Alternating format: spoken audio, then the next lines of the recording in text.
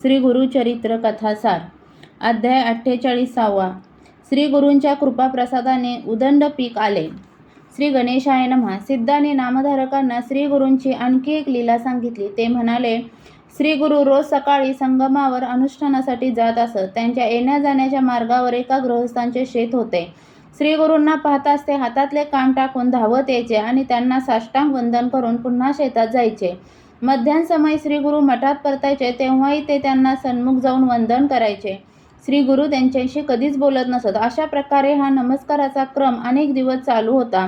एके दिवशी श्री गुरु त्या गृहस्थांना म्हणाले, तुम्ही मला रोज नमस्कार करता, तुमच्या मनात काय इच्छा आहे? ते म्हणाले, देवा, या माझ्या शेतात उदंड पीक यावे अशी इच्छा आहे.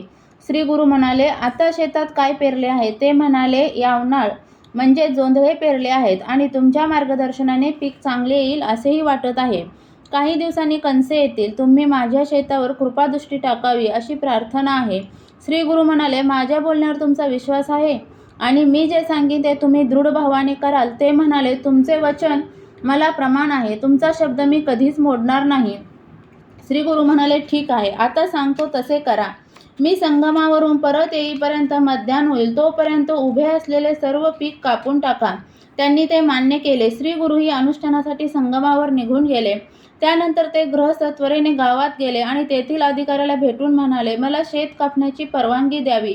मी शेतसारा म्हणून गत वर्षाप्रमाणेच धान्य देईन. तो म्हणाला, अवेळी परवानगी कशी देणार? तुमच्या शेतात वेळेआधी जास्त पीक आले आहे काय? त्या समयी त्यांच्याशी वाद घालायला वेळच नव्हता. त्यांनी गत वर्षीपेक्षा दुप्पट चारा भरीन. जर पीक आले नाही तर साठवणीचे धान्य देईन आणि त्यानेही पूर्तता झाली नाही तर सरकारने माझी गुरे जप्त करावीत असे वचनपत्र लिहून दिले आणि परवानगी मिळवली. त्यानंतर काही मजुरांना घेऊन ते शेतात गेले. त्यांना शेत कापण्यास सांगितले. हे वृत्त कानी पडताच त्यांच्या पत्नी आणि मुले धावतच तेथे आली.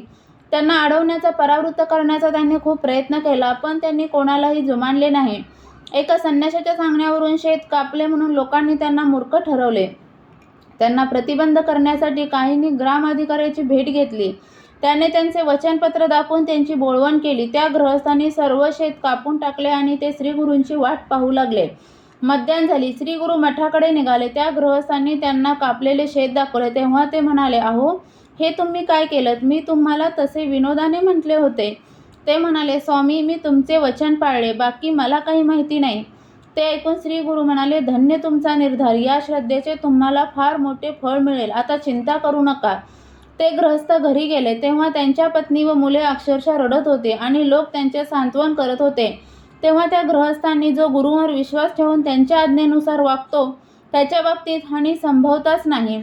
आपल्याला सहस्त्रपटीत लाभ होईल. या माझ्या बोलण्यावर तुम्ही विश्वास ठेवा असे सांगून आपल्या कुटुंबियांना शांत केले. त्यानंतर आठवड्यातच एकाएकी प्रचंड वादळ आले. अतोनात प्रजन्यवृष्टी झाली. गावकऱ्यांची उभी पिके उद्ध्वस्त होऊन जणू ओला दुष्काळच पडला. फार नुकसान झाले. पण त्या पावसाने त्या गृहस्थांचे शेत मात्र शतपटीने वाढले.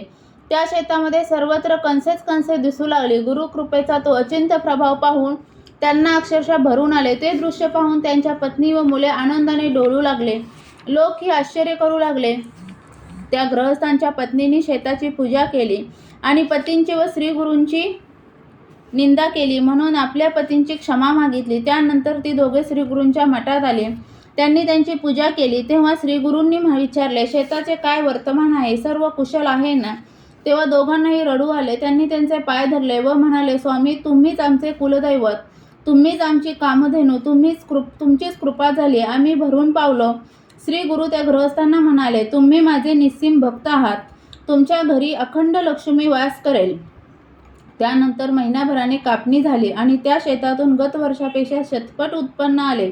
त्या गृहस्थांनी अधिकाऱ्याला बोलावले व म्हणाले, गावात धान्याचा तुटवडा आहे.